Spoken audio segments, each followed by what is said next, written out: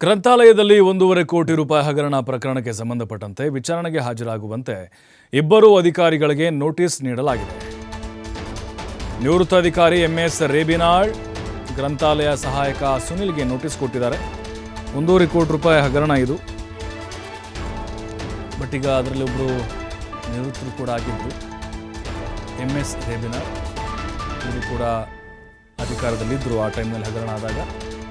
ಈಗಾಗಲೇ ಬಾಗಲಕೋಟೆಗೆ ಬಂದು ಪರಿಶೀಲಿಸಿದೆ ವಿಶೇಷ ತನಿಖಾ ತಂಡ. ಪುಸ್ತಕ ಖರೀದಿ, ಪೀಠೋಪಕರಣ ನಿರ್ವಹಣೆಯಲ್ಲಿ ನಡೆದಿದ್ದಂತಹ ಒಂದು ಹಗರಣ ಇದು. ಅಂದಾಜು 1 ಕೋಟಿ ರೂಪಾಯಿ 60 ಲಕ್ಷ ಹಗರಣ ಆಗಿದೆ. ಆಡಿಟ್ ವೇಳೆ ಅನುದಾನ ದುರ್ಬಳಕೆ ಮಾಡಿಕೊಂಡಿದ್ದಾರೆ ಅನ್ನುವಂಥದ್ದು ಇಲ್ಲಿ ಪತ್ತೆಯಾಗಿತ್ತು. ತನಿಖಾ ವರದಿ ಕೈ ಸೇರಿದ ಬಳಿಕ ಇಲಾಖೆಯಿಂದ ಕ್ರಮವನ್ನು ತೆಗೆದುಕೊಳ್ಳಲಾಗುತ್ತೆ. ಬಾಗಲಕೋಟೆ ಜಿಲ್ಲಾ ಮುಖ್ಯ ಕೇಂದ್ರ ಗ್ರಂಥಪಾಲಕಿ ಹಾಜಿರಾ ನಸ್ರೀನ್ ಮಾಹಿತಿ ಕೊಟ್ಟಿದ್ದಾರೆ. 1.5 ಕೋಟಿ ಹಗರಣ ಆಗಿರುವ ಬಗ್ಗೆ ಆಡಿಟ್ ಮಾಡುವಂಥ ಸಂದರ್ಭದಲ್ಲಿ ಅನುದಾನ ಇವ್ರ ಜೇಬಿಗೆ ಹೋಗಿದೆ ಅನ್ನೋದು ಗೊತ್ತಾಗಿತ್ತು. ಅದರ ಬಗ್ಗೆ ಈಗ ಮಾಹಿತಿಯನ್ನು ಕೊಟ್ಟಿದ್ದಾರೆ. 1 ಕೋಟಿ 60 ಲಕ್ಷ ರೂಪಾಯಿ ಹಗರಣ ಆಗಿತ್ತು. ಬಾಗಲಕೋಟೆಯ ಸಾರ್ವಜನಿಕ ಗ್ರಂಥಾಲಯ ಅಂದರೆ ಅಲ್ಲಿ ಜಿಲ್ಲಾ ಲೈಬ್ರರಿ ಇದೆ, ಅಲ್ಲಾಗಿರುವಂತಹ ಒಂದು ಅಕ್ರಮ ಇದು. ಸರ್ಕಾರದಿಂದ ಕೋಟಿ ಅನುದಾನ ಹೋದರೂ ಕೂಡ ಇವರು ಅದನ್ನು ಸರಿಯಾಗಿ ಸದ್ಬಳಕೆ ಮಾಡದೆ ತಮ್ಮ ಅಕೌಂಟ್ಗಳಿಗೆ ವರ್ಗಾವಣೆ ಮಾಡಿಕೊಂಡಿದ್ದರು. ಅಂದರೆ ಪೀಠೋಪಕರಣಗಳ ನಿರ್ವಹಣೆಗೆ ಸಂಬಂಧಪಟ್ಟಂತೆ ಈ ಹಣ ಬಿಡುಗಡೆ ಆಗಿತ್ತು. 1 ರೂಪಾಯಿನೂ ಕೂಡ ಗ್ರಂಥಾಲಯದ ಏಳಿಗೆಗೆ ಇವರು ಹಾಕಿಲ್ಲ. ಇಬ್ಬರು ಅಲ್ಲಿ ಒಪ್ಪಂದವನ್ನು ಮಾಡಿಕೊಂಡು ಆ ಹಣವನ್ನು ಲೂಟಿ ಹೊಡೆದಿದ್ದಾರೆ. ಆಡಿಟ್ ಮಾಡುವಂತಹ ಸಂದರ್ಭದಲ್ಲಿ ಅಲ್ಲಿ ಅಕ್ರಮ ಆಗಿದೆ ಅನ್ನೋದು ಗೊತ್ತಾಗ್ಬಿಡ್ತು. ತನಿಖಾ ವರದಿ ಕೈ ಸೇರಿದ ಬಳಿಕ ಇಲಾಖೆ ಸೂಕ್ತ ಕ್ರಮವನ್ನು ತೆಗೆದುಕೊಳ್ಳುತ್ತೆ. ಬಾಗಲಕೋಟೆ ಜಿಲ್ಲಾ ಮುಖ್ಯ ಕೇಂದ್ರ ಗ್ರಂಥಪಾಲಕಿ ಹಾಜಿರಾ ನಸ್ರೀನ್ ಈ ಬಗ್ಗೆ ಮಾಹಿತಿಯನ್ನು ಕೊಟ್ಟಿದ್ದಾರೆ. ಇದರ ಬಗ್ಗೆ ತನಿಖೆ ಆಗಬೇಕು ಅನ್ನುವಂಥ ಒತ್ತಾಯಗಳು ಬಹಳ ಜಾಸ್ತಿ ಕೇಳಿ ಬರ್ತಾ ಇತ್ತು.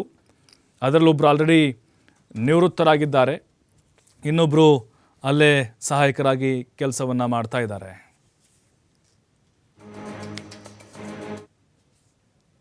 ಸರ್, ಈಗ ಮೇಲಧಿಕಾರಿಗಳು ಒಂದು ತಂಡ ಕಳಿಸಿದ್ರು ಸರ್. ಅವ್ರು ಬಂದು ಎಲ್ಲ ತನಿಖೆ ಮಾಡಿಕೊಂಡು ಅವರ ರಿಪೋರ್ಟ್ ಕಳಿಸಿರ್ತಾರೆ ಸರ್ ಹೆಡ್ ಆಫೀಸ್ಗೆ. ಆ ರಿಪೋರ್ಟ್ ನೋಡಿಕೊಂಡು ಅದ್ರ ಪ್ರಕಾರ ಅವರು ಡೀಟೇಲಾಗಿ ಸ್ಟಡಿ ಮಾಡಿ ಅವರು ನೋಟಿಸ್ ಇಶ್ಯೂ ಮಾಡಿದ್ದಾರೆ ಸರ್. ಯಾರ್ಯಾರು ಇಶ್ಯೂ ಮಾಡಬೇಕು ಅವರು ಅದನ್ನು ನಮ್ಮ ಒಬ್ಬ ಸಿಬ್ಬಂದಿ ಇದ್ದಾರಲ್ಲ ಅವರದ್ದು ಸುನೀಲ್ ಅಂತ, ಅವರು ನೋಟಿಸ್ ಜಾರಿಯಾಗಿದೆ ಸರ್. ಅವ್ರ ಉತ್ತರ ಕೊಟ್ಟಿರ್ತಾರೆ. ಈಗ ನಾನು ಮೇಲಧಿಕಾರಿಗಳಿಗೆ ನಾನು ಅದನ್ನು ಕಳಿಸ್ಕೊಡ್ತೀನಿ. ಡಾಕ್ಯುಮೆಂಟ್ಸ್ ಅದೆಲ್ಲ ವೆರಿಫೈ ಮಾಡಬೇಕಲ್ಲ ಸರ್, ಅದು ಪ್ರೊಸೆಸ್ ಸ್ವಲ್ಪ ಆಗುತ್ತೆ ಸರ್. ಮತ್ತು ನಮ್ಮಲ್ಲಿ ಸಿಬ್ಬಂದಿ ಕೊರತೆನೂ ಒಂದು ಸ್ವಲ್ಪ ಇದೆ. ಬಟ್ ಹಾಗಂತ ಏನು ಇದು ಮಾಡಿಲ್ಲ ಸರ್. ಡೀಟೇಲಾಗಿ ಸ್ಟಡಿ ಮಾಡಬೇಕಲ್ಲ, ಒಮ್ಮೆಗಲೇ ನಾವು ಮಾಡಿದ್ರು ತಪ್ಪಾಗುತ್ತೆ. ಅದು ರೂಲ್ಸ್ ರೆಗ್ಯುಲೇಷನ್ ನೋಡಿಕೊಂಡೇ ಮಾಡಬೇಕಾಗಿರುತ್ತೆ. ಹಾಗಾಗಿ ಟೈಮ್ ಹಿಡಿತದೆ ಸರ್. ವರದಿ ನಾನು ಕಳಿಸಿಲ್ಲ ಸರ್, ಅಲ್ಲಿಂದ ತಂಡ ಬಂದಿರೋರು ವರದಿ ಕಳಿಸಿದ್ರು.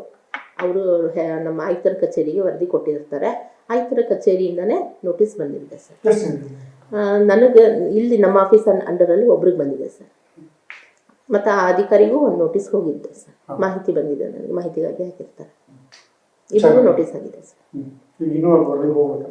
ಅವ್ರ ವರದಿ ಈಗ ನಿನ್ನೆ ಮೊನ್ನೆ ಕಳಿಸಿದ್ದಾರೆ ಸರ್. ನನ್ನ ಥ್ರೂನೇ ಹೋಗಬೇಕು, ಡೈರೆಕ್ಟ್ ಕಳಿಸ್ಲಿಕ್ಕೆ ಬರಲ್ಲ. ನನಗೆ ಕಳಿಸಿದ್ದಾರೆ. ನನ್ನ ಅಭಿಪ್ರಾಯ ಹಾಕಿ ನನಗೆ ಕಳಿಸ್ಕೊಡ್ತೀನಿ ಸರ್. ಈಗ ಮತ್ತಷ್ಟು ಮಾಹಿತಿ ಗುರು ಹಿರೇಮಠ್ ನೀಡ್ತಾರೆ. ಗುರು, ನೋಡ್ತಾ ಇದ್ವಿ ನಾವು ಈ ಗ್ರಂಥಾಲಯದಲ್ಲಿ ಅಕ್ರಮ ಆಗಿದೆ ಅನ್ನೋದು ಬಲವಾದ ಆರೋಪ ಕೇಳಿ ಬಂದಿತ್ತು. ಬಟ್ ಈಗ ಒಂದು ಹಂತಕ್ಕೆ ಹೋಗ್ತಾ ಇದೆ. ಸದ್ಯಕ್ಕೆ ಯಾವ ರೀತಿ ಅಕ್ರಮ ಮಾಡಿದ್ದಾರೆ, ಹಣವನ್ನು ಹೇಗೆ ದುರ್ಬಳಕೆ ಮಾಡಿಕೊಂಡಿದ್ದಾರೆ ಅನ್ನೋದು ಗೊತ್ತಾಗಿದೆ. ಅದರ ಜೊತೆಗೆ ಮುಂದಿನ ಕಾನೂನಾತ್ಮಕ ಕ್ರಮಗಳು ಹೇಗಿರ್ಬೋದು ಅಂತ.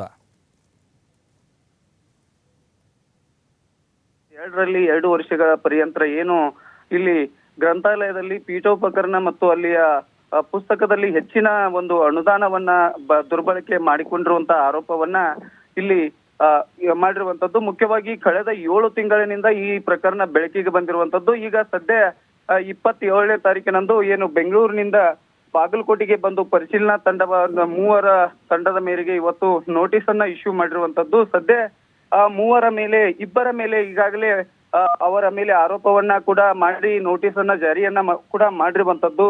ಸದ್ಯ ನೋಟಿಸ್ ಜಾರಿ ಆದ್ರೂ ಕೂಡ ಆತರ ಏನು ಹಿಂದಿನ ಅವಧಿಯಲ್ಲಿರ್ತಕ್ಕಂತ 2 ಅಧಿಕಾರಿಗಳ ಮೇಲೆ ಈಗಾಗಲೇ ನೋಟಿಸ್ ಇಶ್ಯೂ ಆಗಿ ಅವರ ತನಿಖೆಯನ್ನ ಕೂಡ ಮಾಡ್ಲಿಕ್ಕೆ ಇಲ್ಲಿ ಅಧಿಕಾರಿಗಳು ಕೂಡ ಮುಂದಾಗಿರುವಂತದ್ದು. 2021ರಲ್ಲಿ ಅಂದಾಜು 1 ಕೋಟಿ 60 ಲಕ್ಷಕ್ಕೂ ಅಧಿಕ ಹಣ ದುರ್ಬಳಕೆ ಆಗಿರುವಂತಹ ಆರೋಪವನ್ನ ಇಲ್ಲಿಯ ಏನು ಗ್ರಂಥಾಲಯ ಮುಖ್ಯ ಅಧಿಕಾರಿಯಾಗಿರ್ತಕ್ಕಂಥ ಹಜೀರಾ ನಜೀರ್ ಅವರು ಬೆಂಗಳೂರು ಆಯುಕ್ತರಿಗೆ ಪತ್ರವನ್ನ ಬರೀತಾರೆ. ಪತ್ರ ಬರೆದ ನಂತರ ಇಲ್ಲಿ ಅಧಿಕಾರಿಗಳು ಕೂಡ ಭೇಟಿ ಆಗ್ತಾರೆ. ಇಲ್ಲಿ ಯಾವ್ಯಾವ ಹಂತದಲ್ಲಿ ಇವರು ಅಕ್ರಮವನ್ನ ಎಸಗಿದ್ದಾರೆ, ಇವರು ಯಾವ ರೀತಿಯಾಗಿ ಅಕ್ರಮದಲ್ಲಿ ಭಾಗಿಯಾಗಿದ್ದಾರೆ ಅನ್ನೋದ್ರ ಬಗ್ಗೆ ಈಗಾಗಲೇ ಮಾಹಿತಿಯನ್ನ ಪಡ್ಲಿಕ್ಕೆ ಕೂಡ ಬಾಗಲಕೋಟೆಗೆ ಭೇಟಿಯನ್ನ ಕೂಡ ಕೊಟ್ಟಿದ್ರು. ಇವರು ಯಾವ ವಿಷಯದ ಬಗ್ಗೆ ಈಗಾಗಲೇ ಎಷ್ಟು ಅಕ್ರಮವಾಗಿದೆ ಅಂತಕ್ಕಂಥ ಮಾಹಿತಿಯನ್ನ ಕಲೆ ಹಾಕೋದ್ರ ಮೂಲಕವಾಗಿ ಈಗಾಗಲೇ ಪ್ರಕರಣವನ್ನ ಕೈಗೆತ್ತಿಕೊಂಡಿರುವಂತದ್ದು.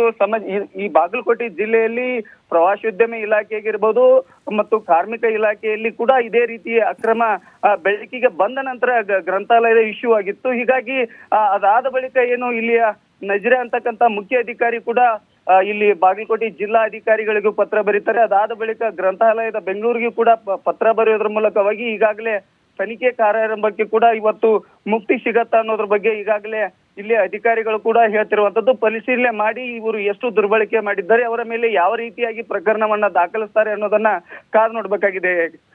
ಪ್ರಭು, ಥ್ಯಾಂಕ್ ಯು ಹಿರೇಮಠ್ ಮಾಹಿತಿಗಾಗಿ.